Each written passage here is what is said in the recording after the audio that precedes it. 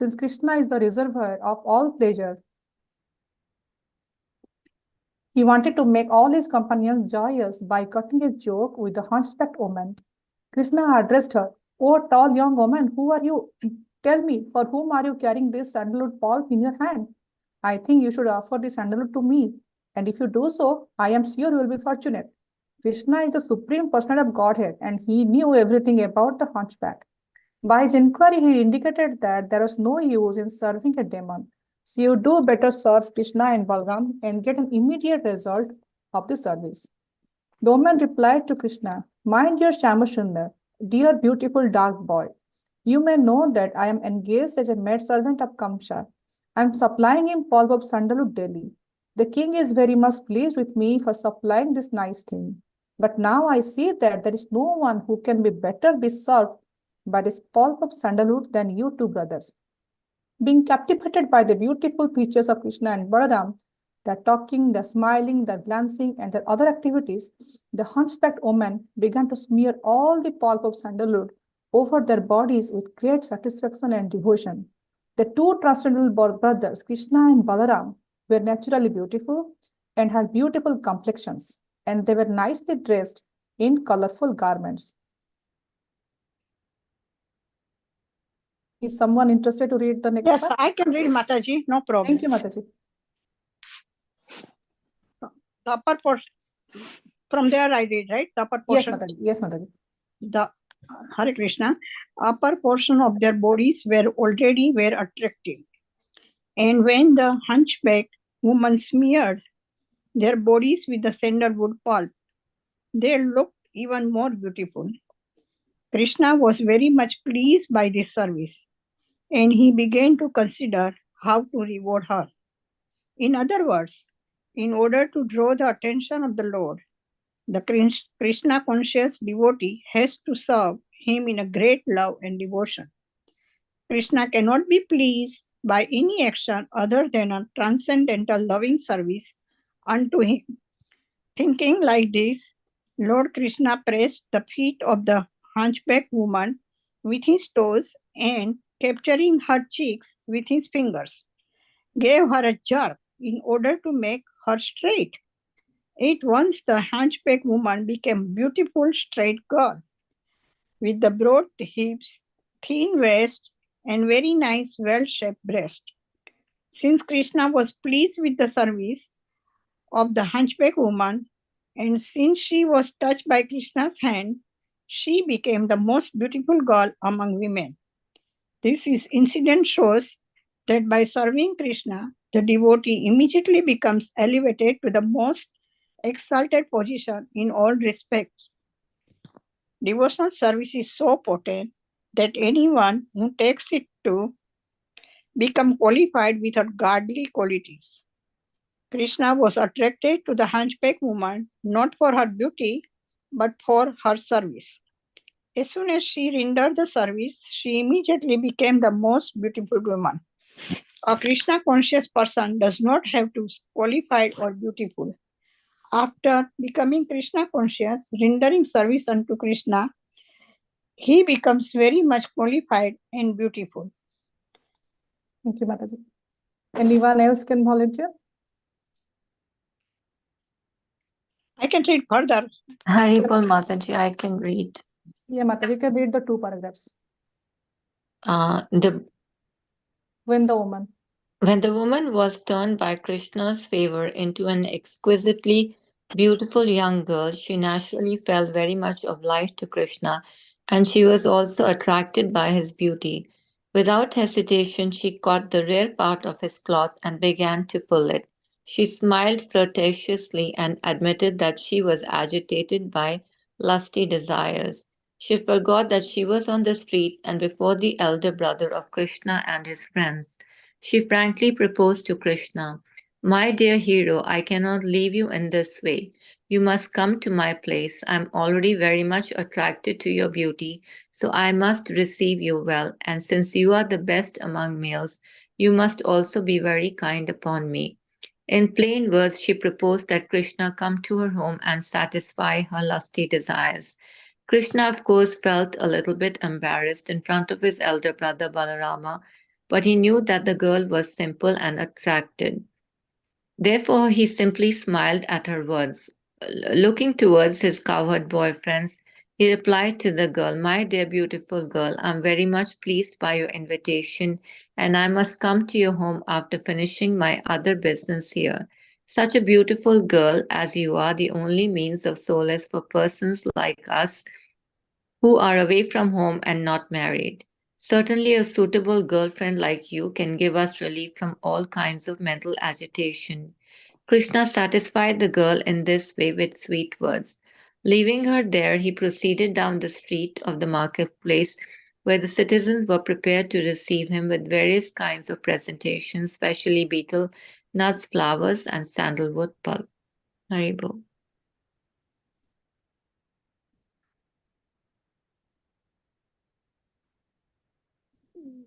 I can read the next one. If somebody else is interested, they can also read. I will read, Mataji. Okay, Mataji. Thank you, Mataji. The mercantile men in the market worshipped Krishna and Balrama with great respect. When Krishna was passing through the street, all the women in the surrounding houses came to see him, and some of the younger ones almost fainted, being captivated by his beauty. Their hair and tight clothing loosened, and they forgot where they were standing. Krishna next inquired from the citizens as to the location of the place of sacrifice. Kamsa had arranged for the sacrifice called Dhanur Yajna, and to designate this particular sacrifice, he had placed a big bow near the sacrificial altar. The bow was very big and wonderful and resembled a rainbow in the sky. Within the sacrificial arena, this bow was protected by many constables and watchmen engaged by King Kamsa. As Krishna and Balrama approached the bow, they were warned not to go nearer, but Krishna ignored this warning. He forcibly went up and immediately took the big bow in his left hand.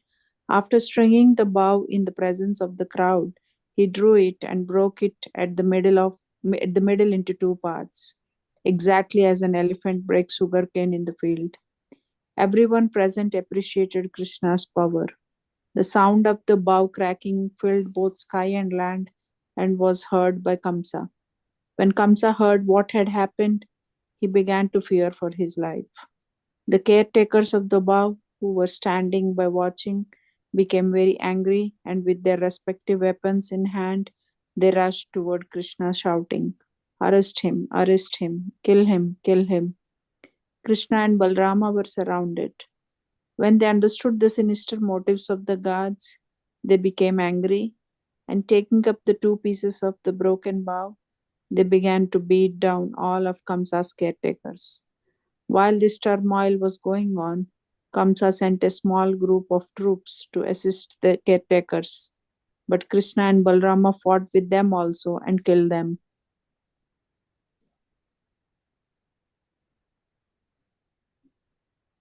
ओमज्ञानतिमिरान्धस्य ज्ञानाञ्जनाशलाकय चक्षुर्मिलितं येन तस्मै श्रीगुरवे नमः श्रीचैतन्यमनोभीष्टं स्थापितं येन भूतले स्वयं रूपं कदा मह्यं ददाति स्वपदान्तिकं वन्देऽहं श्रीगुरो श्रीयुतकमलं श्रीगुरुवैष्णवं च श्रीरूपं साग्रजातं सहगण रघुनाथान्वितं तं सजीवं साद्वैतं सावधूतं परिजनसहितं कृष्ण चैतन्यदेवं श्रीराधाकृष्ण पादान् सहगण ललिता सविशाखान्वितं च हे कृष्ण करुणा सिन्धु दीनबन्धु जगत्पते गोपेश गोपिकान्त राधाकान्त नमस्तुते तप्त काञ्चन गौराङ्गी राधे वृन्दावनेश्वरी वृषभानुसुते देवी प्रणमामि हरिप्रिये वाञ्छाकल्पतरुभ्यश्च कृपा सिन्धुभ्येव च पतितानां पावनेभ्य वैष्णवेभ्यो नमो नमः जय श्री कृष्ण चैतन्य प्रभु नित्यानंद श्री अद्वैत गदाधर श्रीवासादि गौर भक्तवृंद हरे Krishna Krishna Krishna Hare Hare Hare Ram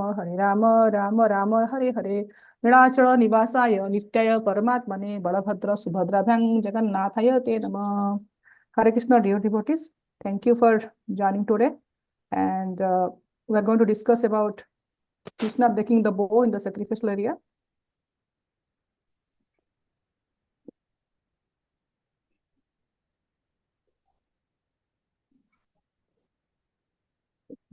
So till today, we have been discussing how Krishna and Balaram, basically from Vrindavan, they are entering into the Mathura. So Krishna and Balaram and all the cowherd boys, basically they are entering into the Mathura. That is the scene set up now. So when they are entering into the Mathura, how the Mathura Vasis are reacting. All the Mathura Vasis, basically, our acharyas generally they describe, they are standing at the rooftop of the building. From there, basically, they are watching and how these beautiful two boys whose complexion is just like, monsoon cloud. Earlier they have heard about, whoever is going to Nandagaon or Vrindavan, they used to hear about Krishna Balaram. So they have a hidden desire to see them. So when they see them, they are basically feeling so much, like happiness in their heart, that the long time desire to see Krishna Balaram in their heart is getting fulfilled. So while watching them with their eyes fully into content from this corner to that corner, they are basically showering petals on Krishna and Balaram. So if you see that in Brajavasi, in Braja and Mathura, basically whoever takes birth there, they are automatically Brajavasis, Mathuravasis, they are devotees. Their whole life basically is not devoted to Krishna. They love Krishna like anything. They are like genuine lovers of Krishna. But there is only one exception. The exception is who? That is basically King Kamsa. King Kamsa is the exception. Why? Because he wanted to kill Devaki's eighth child. And somehow he has come to know that Devaki's eighth child is Krishna, and he is assisted by his elder brother Balaram. So he was thinking this Krishna and Balaram, they're ordinary cowherd boys, and he was sending so many demons to kill them. So earlier he has sent so many demonesses like Putana, then he has sent Thodabarta, then Pradambasur, then Sakatasur, so many demons Krishna, so Kamsa has sent to kill Krishna. He was thinking maybe Krishna and Balaram are hiding somewhere in the bush, Dronabarta will go or Dhanukasur will go, and they will somehow find Krishna and Balaram, and these demons are going to kill them. So I will be saved. So all his mission, they say, like Soyane Sapane Jagarani, like, when he is awake, when he is sleeping, and when he is, like dreaming, all the time, Kamsa has only one motive, how to kill Krishna. Basically, our Acharya says us that 24 hours we should, like think about Krishna. We should always be, all our energies, all our efforts, all our bodily activities, mental activities, and speech should be centered around Krishna. But same thing Kamsa was also doing. But difference was that Kamsa was doing in a negative way. So our Rupa Goswami, he says in Bhakti Rasa Sindhu that Anyaya Vidachita Sunyam, Jnana Karmadi Anabhritam, Anukulina Krishna Anushiranam, Bhakti Uttabam. So what is the first class devotional service? First class devotional service is one who has a tendency to be fully engaged in Krishna consciousness, serving the Lord 24 hours, 7 days, all 365 days of the year favorably. It's never said that not favorably or unfavorably. He said, like Bhakti Rutam, what is the difference? That is Anukulina Krishna Anushranam. Means Anukula Bhakti. Anukula Bhakti means favorable Bhakti. Whatever I am doing, my master Krishna should be pleased. Like Chaitanya Mahaprabhu says, Jibera Surupa Krishna Nitya Das. Means what? Is a living soul or entity. Basically, his constitutional position is the eternal servant of Krishna. So what is the role of a servant? Role of a servant, like how to please master. So we all are, like employed somewhere, like in this material world, we all of us are a master. Like when we are in a family, the family head is our master. We should listen to them. Whenever a student, we should listen to the teacher. When we're an employee, we should listen to our employer or manager. We all try, like to have a healthy relationship with manager. What we should do that our immediate boss or supervisor will be happy. What we should do, how I should study or how I should write an assignment so that my teacher will be happy. So that is basically a conducive way, a anukula way. But here we see that Kamsa's definition is of remembering Krishna is in a negative way or a pratikula way, which is not favorable. So that kind of remembering Krishna, our acharyas never recommend us. So he sent so many demons to find out where is Krishna and to kill him. But somehow or the other, he has failed in his mission. Then next, finally, he thought that all my efforts is getting useless. These demons who are part of my Mathura kingdom, maybe when they're going to Vrindavan or where they're going to Nandagaon, somehow or the other, they're losing their strength.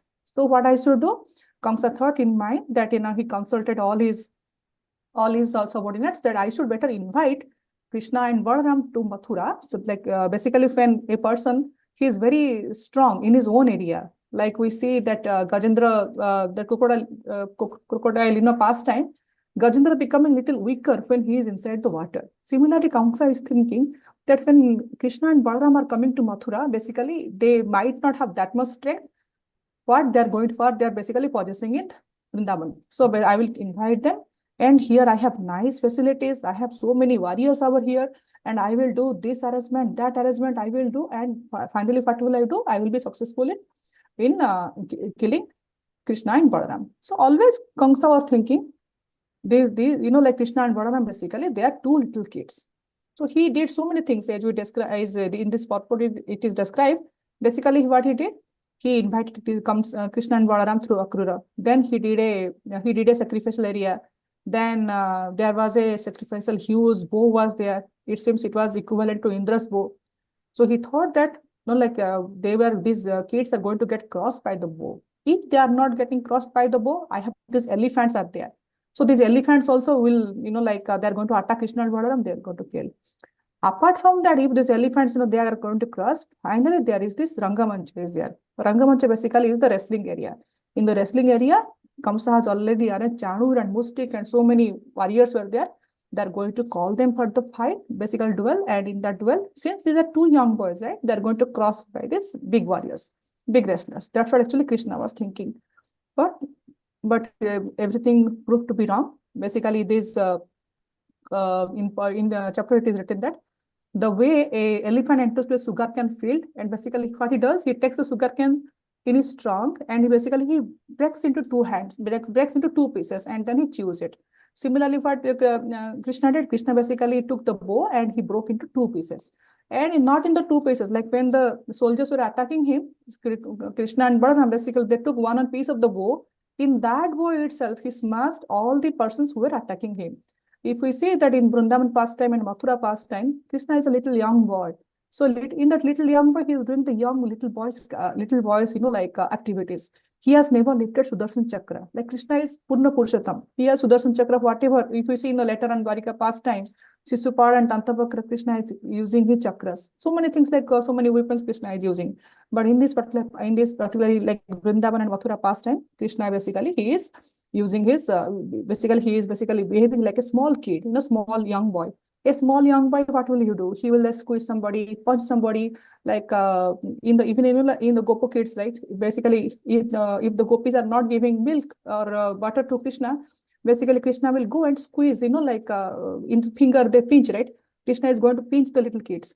The little kids will cry and the mother will come out and Krishna somehow will go inside, and this is what basically was Krishna's pastime. So to continue in the same way in the sacrificial area also, Krishna basically he is holding the bow and he is breaking into two parts.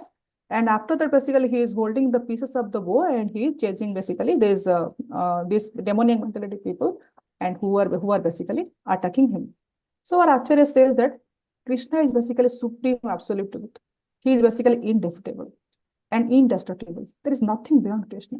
So our Acharya sometimes they compare Krishna with the fire.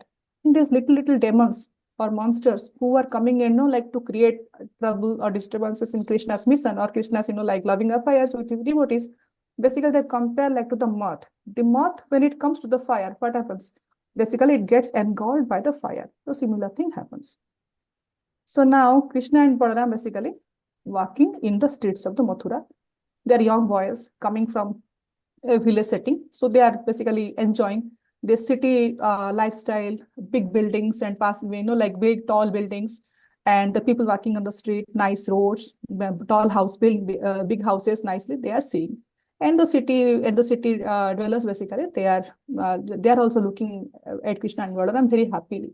So from far away, Krishna says that there is a hunchback woman who is coming from the other side, and in her hand basically he is holding some sandalwood paste. The hunchback woman, her face was very beautiful, but since she has three bands one in her neck and one in her thighs area, she was not able to walk. So Krishna he saw the hunchback lady. The hunchback lady's name was, in some reference, it is called Tribrakra, which indicates that he has three bands, and or some cases her name is referred as Kubja. So So Lord Krishna jokingly addressed her, "Oh, beautiful tall young lady, where are you going and what are you holding in your hand?" So I see that you are holding some amount of sandalwood paste.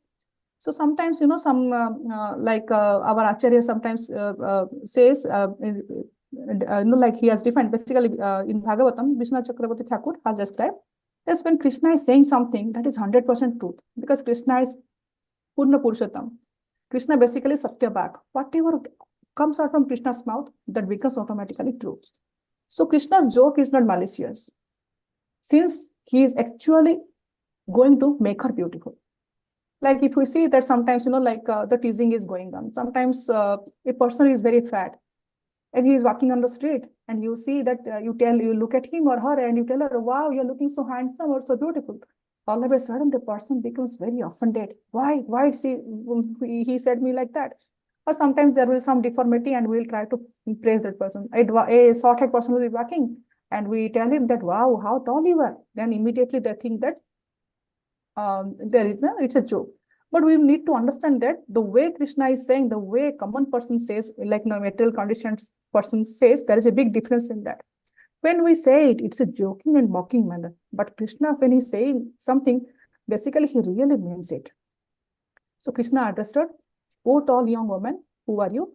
Tell me that for whom basically you are carrying the sandalwood paste in your hand." And then Krishna says him that, "I think you should offer this sandalwood to me. And if you do so, I am sure you will be fortunate." So then finally, this Tripakra answered that, "I am basically taking this sandalwood paste for Kamsa. But if you two boys are interested, then definitely I'm going to give it to him, because I feel that you two are basically the real owner of the sandalwood paste, as you two are the most handsome boys." And Kubja could understand. Spontaneously she could understand, and she had basically immense love and devotion spontaneously it arised within her mind. So Krishna is basically Supreme Personality of Godhead. He knew everything about the hunchback. By his comment and inquiry, he indicated that there is no use of serving a demon. She would rather serve Krishna and Balaram and get an immediate result in the service. We see that when we do any service to Krishna, we get benefit. Forget about doing service to Krishna. Looking at Krishna also, sometimes also we get benefit. Here, sometimes here, like the way Krishna is saying that you offer the sandalwood paste to us and you will get benefited. So when we do render any services to Krishna, what happens? Basically, we get benefited. Krishna is basically, he has everything 100%. He is 100% wealth, 100% beauty, 100% courageous, everything. He is basically complete in all aspects. Purnatara, Purnatam, like we say, right? He is fully 100%. There is nothing more than that. He is basically all his wealth get expanded, his beauty gets expanded. It's never, nothing gets reduced.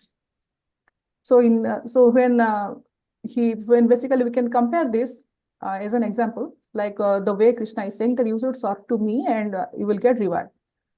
When we are working basically in a company, like if we work sincerely to the benefit of the company, what happens? Like, the company does benefit. When the company does benefit and the company owner is basically a nice person, he is literally detached, or he is basically in the principle oriented. What he does, whatever benefit the company is getting, basically he distributes among the employees. So basically we do the service and we get benefited. The company owner, either he keeps it, he doesn't keep it, doesn't matter, because he's already having a lot of wealth. So similarly here, Krishna is saying that if you serve to me, you will get benefited. So in other situation, we can see that there are some crooked mind people out there. The crooked mind people, what they think that, okay, let me do some side business. Nobody is watching me. I will do something and I will do some immediate quick money. In the quick money, basically what happens? They do some like some benefit they have. They are secretly, they're very happy that I did something wrong, but I got, like benefited by that. But as the time progresses, they get caught, and finally what happened? They lose their job. So here, similarly, Krishna is saying that instead of this demoniac mentality, instead of this demon comes up, rather you should basically serve me and you will get immediately benefited. So we should see it here, like what is like Tripakra or Kubja service attitude. Her service attitude basically is spontaneous. he is saying, sees in fact in Bhagavatam it is written that Kubja responded to Krishna that I am basically maidservant of Kamsa. Like when a maidservant of Kamsa, Kubja's responsibility is to serve basically Kamsa. Like he said, and Kamsa was in fact very happy with Kubja's service. But looking at Krishna, he was basically, her mind was totally overwhelmed by Krishna's beauty, his charm, his sweetness, smiles, words, and glances. There are basically 6 things mentioned in Bhagavatam. That Kubja was captivated by Krishna's beauty, which we all know that Krishna is all beautiful. He is basically Madan Mohan. He basically enchants the Cupid. Then Krishna has a beautiful charm. Krishna is the best, like he's a very charming personality. He's Samasundar, his curves and the eye glances, his beautiful smile. He basically has a nice charm. Then he like the cowherd boys are there, right? The cowherd girls will be there. Krishna will be stealing butter from them, from those gopis. Gopis will come to complain. Then when Mother Yashoda will come to chastise Krishna, the same gopis are captivated by the charm of Krishna, and they will tell, "Okay, Mother Yashoda, don't shout at Krishna. After all, it is a small boy." Then sweetness. We all know that Krishna is sweeter than the honey also. There are so many sweet pastimes. Krishna will be doing mischief, but in that mischief, stealing butter, there is happiness. Like when we see a thief outside, we all get agitated. Wow, he's a thief.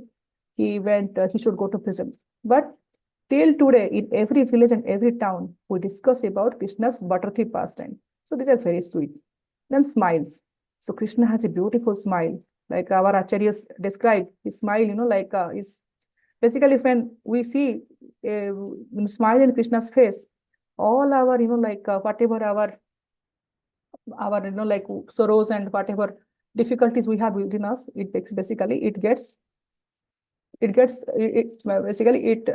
we overcome of that.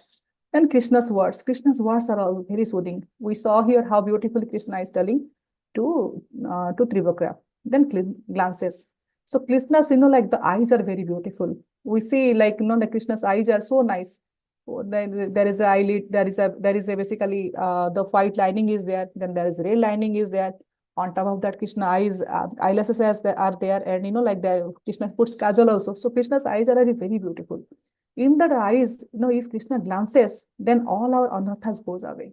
Like devotees, basically they stand in front of Krishna just to see his smile and his glance.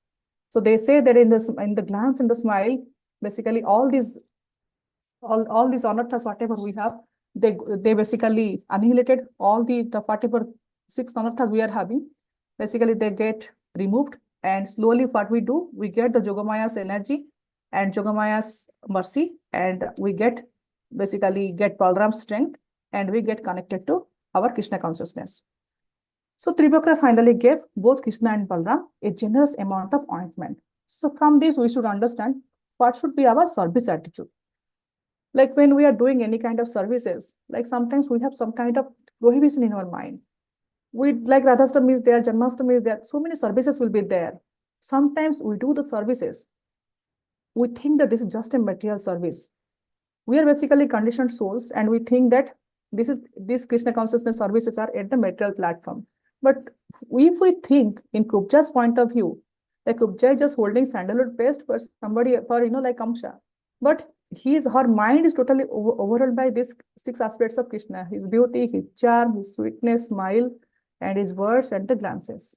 So when we are doing any service, or when anything is assigned to us, and when you are thinking about Krishna, or when you are reading about Krishna book, or any kind of cooking or service we are doing, our mind also should be, overwhelmed in similar way. We should also think how beautiful Krishna is, how charming Krishna is, how sweetly Krishna talks, what a beautiful smile our Shyam Sundar had, and how Jagannath's glances are so wonderful, and how beautifully Krishna spoke these wonderful words to Arjuna. Like all these things, if we meditate, then our services to Supreme Personality of Godhead will become more better and better. And at the end, what will happen? We are going to get benefited the way Kubja got benefited. So then after, then Kubja basically, she applied the sandalwood paste to Krishna and Balaram. So after, we see that our Krishna Bhagavan is very, very merciful. Forget about completing the service. Even before completing the service, Krishna gives the reward. We see in the Sudama pastime, like when Sudama has come by a little bit of this chipped rice, Sudama has Sudama's wife basically has sent him, go to Krishna and ask him for these things. But Sudama did not ask because he was hesitating. He was hesitating in his mind. He is my old friend. What is he going to think about me? But Krishna took 2 morsels of these grains. And by when Sudama is going to his house, he is seeing opulent houses are there. So Krishna is Antarami. He knows everything. So even before you say something, Krishna basically fulfills our desire. So he is basically basically our Lord Krishna. Basically, he is Bhakta Vatsal. Not even Bhakta Vatsal. Basically, he becomes an obedient to the devotee. He became the servant of the devotee. He is basically Bhrutya Vatsal, we can say. Like Kubja applied little sandalwood paste. In return, what he did, he turned her into a beautiful, very young and beautiful tall lady. The way he addressed her, oh tall, young, beautiful woman. Now, basically, here in the picture, you see that Krishna basically put his lotus feet on Kupcha's feet and putting at her chin. Basically, he just gave her a little jerk. In that Krishna's touch and the lotus feet touch, we see that this Kupcha basically she transformed into a beautiful woman. We see in the Ahalya pastime also, Lord Ram, when he basically when he puts his feet on the stone basically turned into Ahalya Devi. Basically, Ahalya was a cursed stone. And by Lord Ram's lotus feet touch, she turned into Ahalya. But similarly here, Kubja, by Krishna's touch, basically she turned into a beautiful woman. Now in Vishwanath Chakravarti Thakur, he described about this Kubja, and he has basically mentioned some reference to Kubja. This has been mentioned in the Bhagavatam in 10 canto 42 chapter. He says that in the purport it is written that this young hunchback girl, basically, he was actually a partial expansion of Lord's wife, Satyabhama. We all know that Satyabhama basically is Lord's internal energy. She is basically Bhusakti. Bhusakti's expansion is Prithvi. Prithvi basically represents the earth.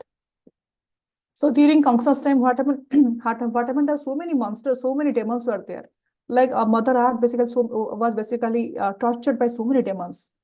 Before Satyayuga, in Satyayuga there was Hiranyakashipu was there, then Tretayuga Ravan was there, now Kamsa was there, later on we will see Shishupala and Antapak, so many demons were there.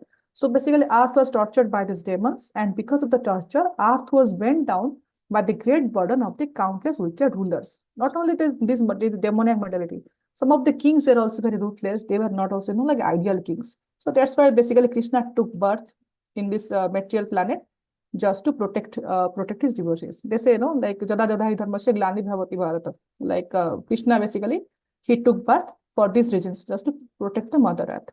So this pastime of straightening out the hunchback Trivakra basically represents this Krishna basically rectifying the burdened condition of the earth. And where did Krishna did that? He did that in the Mathura itself. He could have all these similar pastimes could have happened somewhere else, but this happened only in Mathura. Why? Because in the Mathura, the king was Kamsa, and Krishna came to Mathura just to kill Kamsa. So basically, we can say that this is rectifying Kubja's deformity. Basically, we can say that is an indication that Mother Earth is going to be relieved by Kamsa's attack. So, like in the before seeing any movie, there's a trailer is there. Like in YouTube, sometimes before watching any movie, there are trailers are there. Any movie you go, right, we see some trailer outside, like before the movie releases. Similarly here, Krishna is showing a trailer to the citizens of Mathura by fixing Kubja's deformity. That yes, time has come, Mother Earth will be get relieved. I was hearing to some lecture, there is a reference that reference of Supanakha to Kubja actually. In the Chopati temple, some reference I was hearing that basically when Supanakha was approaching Lord Ram and Lakshman, first basically he approached Lord Ram. Lord Ram told that like I have this Ekapati Vrata, I cannot like satisfy you, I cannot take you as my second wife. Then basically she went to Lakshmana. Lakshmana told that I am basically serving Lord Ram and Sita, I cannot like marry you. So basically Supanakha was agitated and he decided to kill Sita Devi. So with Lord Ram's instruction, Lakshmanji basically he cut the nose and ears. So after that, basically Supanakha did some penance and meditation, and later on, basically she with Brahma's boon, she took birth in Kubja, and she basically surrendered to Krishna, and Krishna satisfied her. And when basically we have some desire towards Krishna, any kind of desire, and if you are totally surrendered, so Krishna what does? He satisfies our desire in such a way that all our lusty desires goes out from us, and we become a pure good-hearted devotees. We say that Dhruva Maharaj, what he did? Dhruva Maharaj, when he was doing penances, basically he wanted to have all these opulences. He wanted to have better kingdom than that of his great grandfather. But when Vishnu is appearing in front of him, Dhruva Maharaj is saying, "What am I looking for? I have basically diamond is in front of me, and instead of diamond, what am I doing? I am looking for the small glass pebbles." So that is basically how when a devotee has a desire, but he surrenders to Krishna 100%, then Krishna turns him. Then basically following the Krishna conscious activities, what happens? He turned out to be a pure devotee. So this kubja pastime, the hunchback pastime, we can imagine in all of us basically, because we all are basically sinful jivas, and we are in this material world because there are so many sinful reactions we have. And current, some are basically already fructified, and some are yet to be fruit. So we have so many baggages within us, like from this material life, and so many burdens we have: family burdens, mental burdens, office burdens, so many burdens. So carrying with these burdens, basically what happens? We are walking on the road, but basically there are so many burdens. So one, we can say there is a physical burden, and the other one is, you can say, the mental burden. What people are going to say about me. So these emotions are sometimes very, very painful thing, which we can say that kubja is experienced in a physical way, but some of us, we experience in a physical way, and also we experience in a material way. So our sinful reactions will increase. So the burden, when our sinful reactions basically increase, then the burden also increases. So we should try as much so that our sinful reactions are not there, so that the burden will get reduced. So Krishna rectifying this kubja is an indication that Kamsa will be killed in somehow, and the burden from the earth is going to be reduced.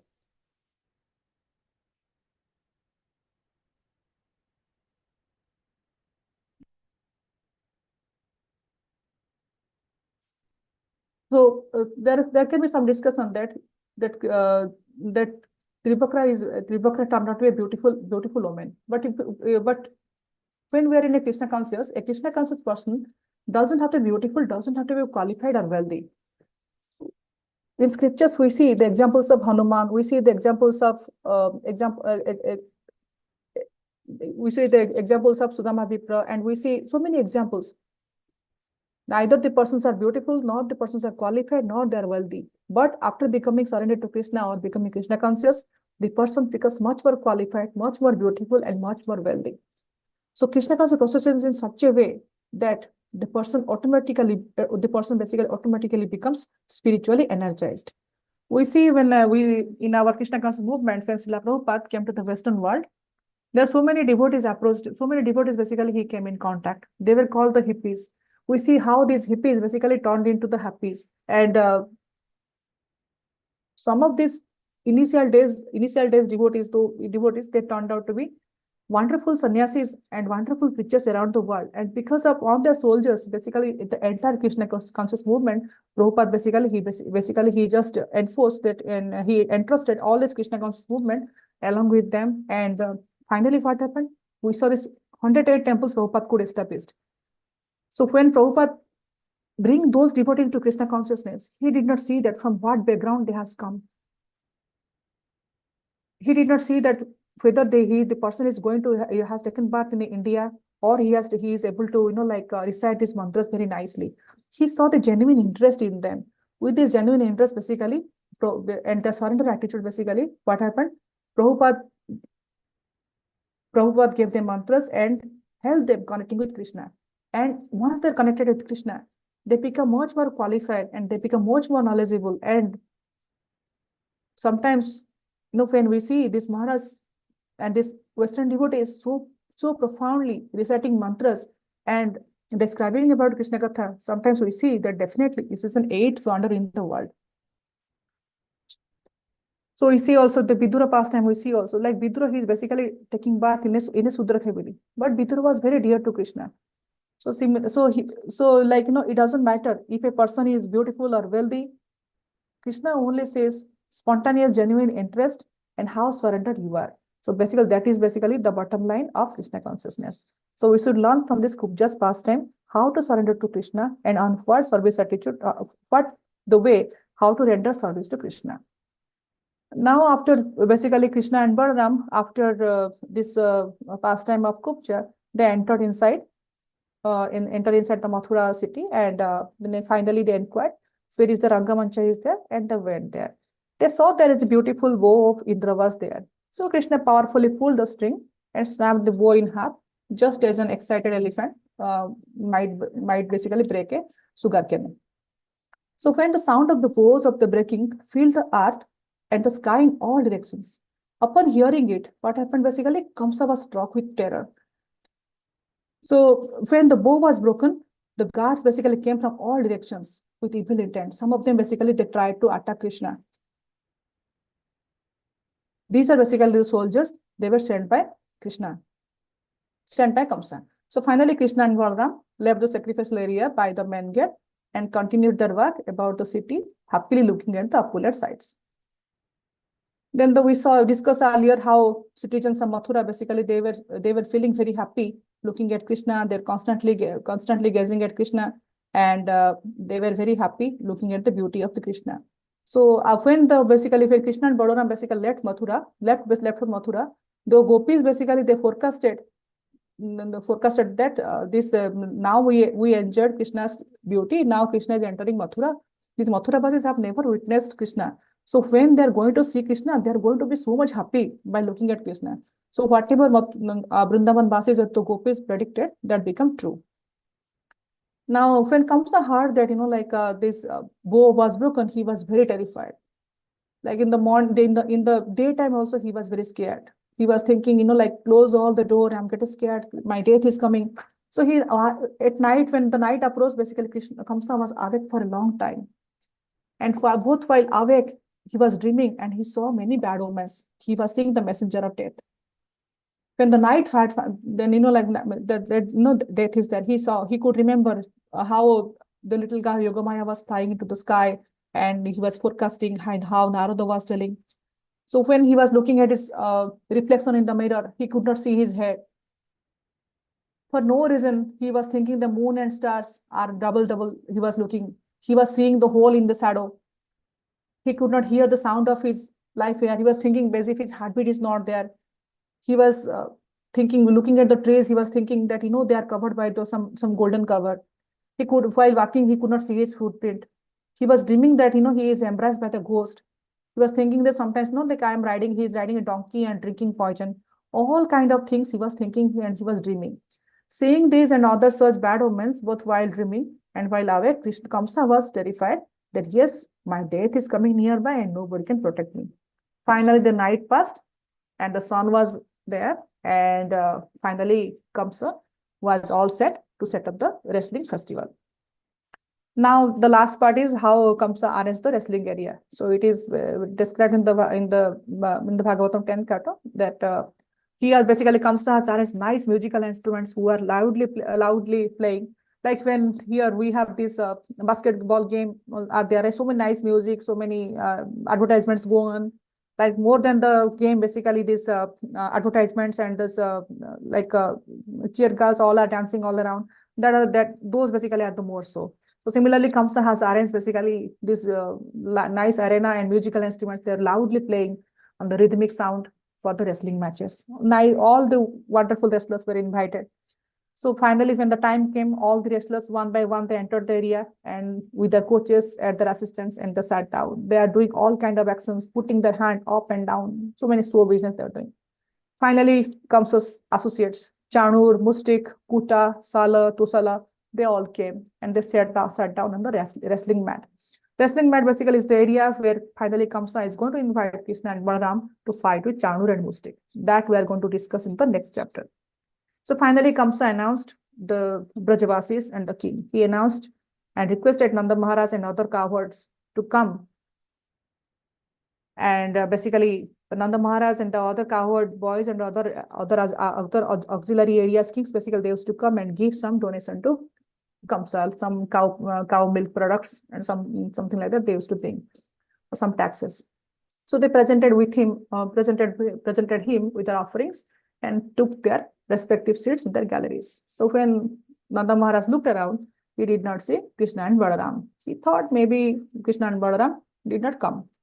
So this was the arrangement, and now Kamsa is 100% sure that now in my area, Chandur and Mustika is going to attack Krishna and Balaram will be crossed.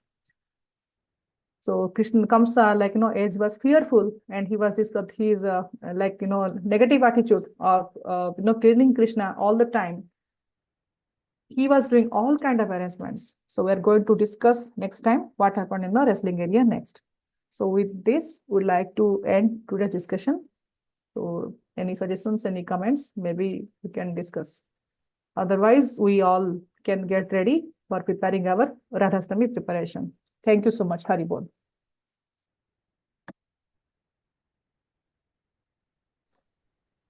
Hare Krishna, Prem Sarovar Mataji. Very nice class. Like listening about the pastime of Kupjan. When we were talking, I was just meditating like Mathura Vasi, they were waiting for Krishna when he was supposed to go. Maybe they were hearing about Krishna's Leela in Braj. So same thing like how our Guru Maharaj comes. And when we know, oh, Guru Maharaj is coming on that day, my first meeting with Guru Maharaj, I was also waiting like, oh, how he would be. Just we are listening by about him, we are thinking even in this world, right? In this Kali Yuga. I was just meditating how jubilant they were thinking. Oh, Krishna is coming, right? Right. I was just thinking about our case. So it's really amazing. Even Chaitanya Gaur Leela also, all Goswamis, they wanted to meet Chaitanya Mahaprabhu. How they were like eager to meet, right? Right. So we can think about that Mathura Vasi. So fortunate they were. Yeah. So one thing I wanted to add, this the breaking bow festival, like basically in Jagannath Puri, everything is associated with the yatra. Like this breaking bow also is called Dhanu Yatra. So till today, this Dhanu Yatra, breaking of the bow ceremony is a 10-15 days festival in Odisha. Like there is open air theaters are there. They spend kind of 1 lakhs of rupees on that. Like there will be Kangso will be there, and there will be Krishna and Balaram will be chosen from the state. 2 boys will be there. The drama will happen. If you see the pictures are there, he is a present day Kamsa. Like Kamsa's court will be there. He will be like 7 days. Kamsa will be ruling in one city. Then Kamsa's Tilak ceremony will happen. Krishna Balaram will take part, and finally 8th day or 9th day. This, if you see the picture here, the 2 boys will come and they will kill Kamsa. Wow. And when does it happen, Mataji? This happens, I think, towards in the month of December. Oh, in the month And of they will basically construct a huge every year. They construct a huge diorama kind of thing. If like the picture you see, so when I was talking, I was like reading this all the immediately this came in dramas came in my mind. So, yeah. I know. Yeah, it comes like we can correlate with the things suddenly when we read or we hear. Yes. So I was just missing our Guru Maharaj. So very nice, Mataji. Thank you so much for your association. Hari Bol.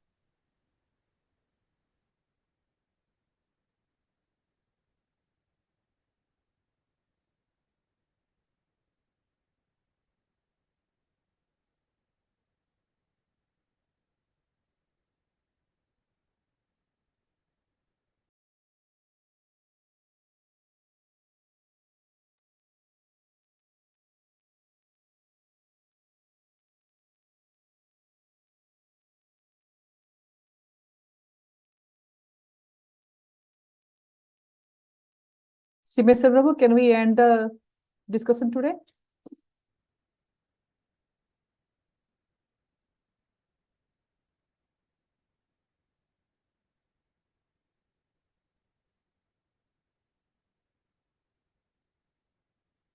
Looks like Simeswar Prabhu is busy, Mataji. Yeah, so probably we can end this today. So humbly requesting everybody to come tomorrow for this Radhastami festival, appearance of Srimati Radharani, the pleasure potency of Lord Krishna. There is no difference between Radha and Krishna. So we all know that. So please come, everybody please come tomorrow and bring some offering for our dear Srimati Radharani. So with this, we can end today's discussion. So we can pray for Vaishnava's mercy. So tomorrow program will start at 7 o'clock in the... Yes, Mataji, 7 o'clock in the evening. There is Abhishek, there is lotus offering, there is flower petal Abhishek I heard, then there is Katha, then there is Kirtan, and finally some tours Mahaprasad feast. Okay. Mataji, there is no Abhishek, right? I did not see any. Abhishek is Mataji flower. I heard about the flower petal Abhishek. Sorry. Yeah, Radharastami, usually we have Abhishek inside the altar. The Brahmana Abhishek, we don't have common Abhishek. We usually Also, don't there have. is lotus offering. Yeah, there is lotus offering. Yeah. More than that, we all can get one bhoga offering for the pleasure of Srimati Radharani from our home, following our ISKCON bhoga standard.